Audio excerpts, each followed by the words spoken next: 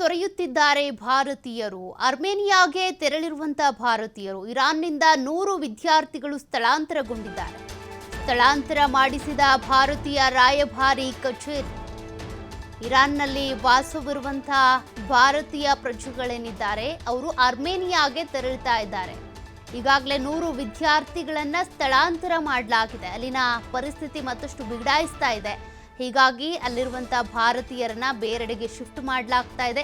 ವಾಯುಮಾರ್ಗ ಸಂಪೂರ್ಣ ಬಂದ್ ಆಗಿರೋದ್ರಿಂದ, ವಿಮಾನಗಳ ಹಾರಾಟ ಇಲ್ಲ, ನಿಷೇಧ ಆಗಿರೋದ್ರಿಂದ ಭೂತಾನ್ ಗಡಿ ಮೂಲಕ ಇರಾನ್ ಗಡಿ ದಾಟಿ ಆಗಮಿಸ್ತಾ ಇರೋದು, ಅರ್ಮೇನಿಯಾಗೆ ಕರ್ಕೊಂಡು ಬರ್ತಾ ಇರೋದು ಅವ್ರನ್ನ.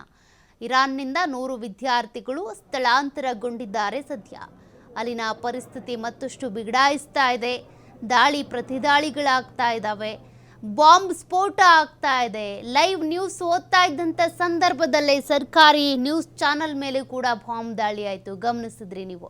ಹೀಗಾಗಿ ಇಷ್ಟೆಲ್ಲ ಘಟನೆಗಳು ನಡೀತಾ ಇರೋದ್ರಿಂದ, ಬೆಂಕಿಯಲ್ಲಿ ಬೇಯ್ತಾ ಇರೋದ್ರಿಂದ ಸದ್ಯ ಭಾರತೀಯ ವಿದ್ಯಾರ್ಥಿಗಳೇನು ಇರಾನ್ನಲ್ಲಿ ನೆಲೆಸಿದ್ರು ಅವರನ್ನು ಸ್ಥಳಾಂತರ ಮಾಡುವಂಥ ಕೆಲಸವನ್ನು ಭಾರತೀಯ ರಾಯಭಾರ ಕಚೇರಿ ಮಾಡ್ತಾ ಇರೋದು.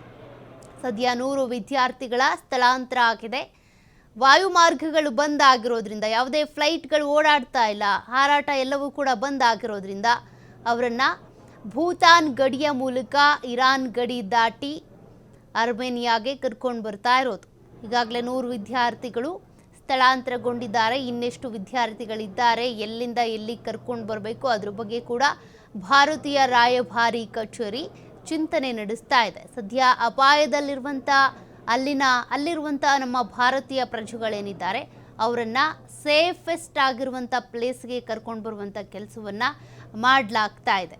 ಈ ದಾಳಿಗಳು ನಿಲ್ಲುವಂಥ ಯಾವುದೇ ಲಕ್ಷಣಗಳು ಕಾಣಿಸ್ತಾ ಇಲ್ಲ. ಯಾವುದೇ ರೀತಿಯ ಮಾನವೀಯ ಮೌಲ್ಯಗಳಿಗೆ ಬೆಲೆ ಕೊಡ್ತಾ ಇಲ್ಲ. ಅಂತಾರಾಷ್ಟ್ರೀಯ ಒಪ್ಪಂದಗಳು ಕೂಡ ಬ್ರೇಕ್ ಆಗಿವೆ.